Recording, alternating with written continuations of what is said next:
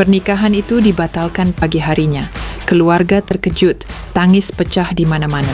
Sinta berdiri di kamar, menatap gaun putih yang tak pernah sempat ia kenakan. Aku kecewa, tapi aku lebih menghargai kejujuranmu daripada hidup dalam dusta. Aku tidak bisa menikahimu sekarang. Kita butuh waktu. Arga pergi, meninggalkan Sinta sendirian dengan rasa sakit dan penyesalannya. Ia kehilangan pria baik karena kesalahannya sendiri. Namun di balik semua rasa sakit itu, ia tahu satu hal, ia memilih jujur. Gaun putih itu tetap tergantung, menjadi saksi sebuah pernikahan yang tak pernah terjadi. Selamat menikmati kisah haru, gaun yang tak pernah dipakai. Gaun putih itu tergantung anggun di sudut kamar, tertutup plastik bening yang memantulkan cahaya lampu. Sinta berdiri di depannya sejak tadi, jemarinya gemetar menyentuh rendah halus yang dijahit dengan penuh harapan. 3 hari lagi ia akan menikah dengan Arga. Semua sudah siap. Gedung sudah dibayar lunas. Undangan sudah tersebar. Keluarga besar sudah berdatangan dari luar kota.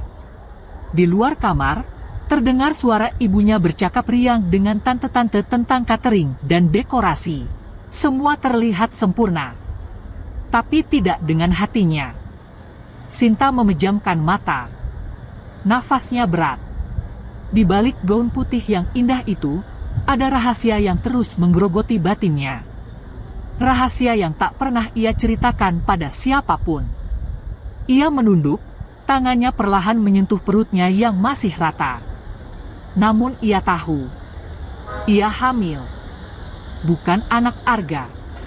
Air matanya jatuh perlahan.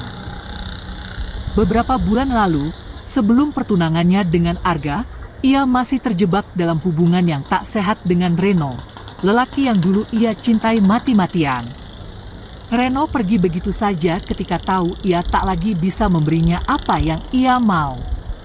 Ia menghilang, tanpa kabar, tanpa tanggung jawab. Dan saat itu, Arga datang. Arga yang baik. Arga yang sabar. Arga yang selalu memandangnya seolah ia adalah perempuan paling berharga di dunia. Sinta menerima lamaran Arga dengan satu niat, menata ulang hidupnya. Ia pikir semuanya akan baik-baik saja. Ia pikir ia bisa melupakan masa lalunya. Tapi 2 minggu lalu, hasil tes itu membuat dunianya runtuh. 2 garis merah. Ia terduduk di lantai kamar mandi, gemetar, menahan tangis. Dan sejak saat itu, setiap melihat gaun putih itu, yang ia rasakan bukan kebahagiaan, melainkan rasa bersalah yang menusuk. Arga datang sore itu membawa sekotak kue favorit Sinta. Senyumnya hangat seperti biasa. Kamu kelihatan capek. Jangan terlalu dipikirin persiapannya, ya. Aku cuma butuh kamu, ucapnya lembut. Kalimat itu seperti pisau yang mengiris hati Sinta. Ia hanya tersenyum tipis, berusaha menahan air mata yang hampir jatuh. Arga begitu tulus. Tak pernah sekalipun ia meninggikan suara. Tak pernah ia mengungkit masa lalu Sinta. Bahkan ketika gosip tentang hubungan lamanya sempat beredar, Arga hanya berkata, "Yang penting sekarang kamu memilih aku." Malam itu, setelah Arga pulang, Sinta tak bisa tidur. Ia menatap ponselnya lama. Berkali-kali ingin mengetik pesan pada Reno. Tapi untuk apa? Reno sudah memblokirnya di semua media sosial.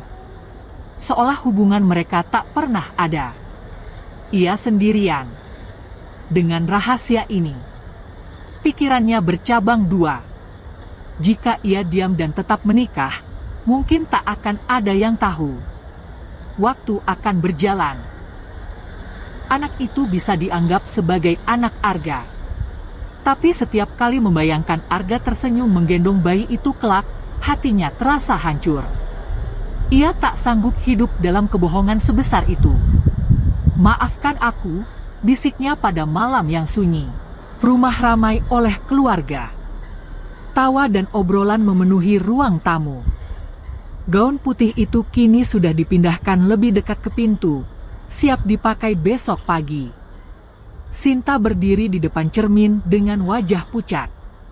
Ibunya masuk, tersenyum bahagia. Besok kamu resmi jadi istri orang, nak. Ibu senang sekali. Kalimat itu membuat dada Sinta sesak. Setelah ibunya keluar, ia mengambil ponselnya. Mengetik satu pesan.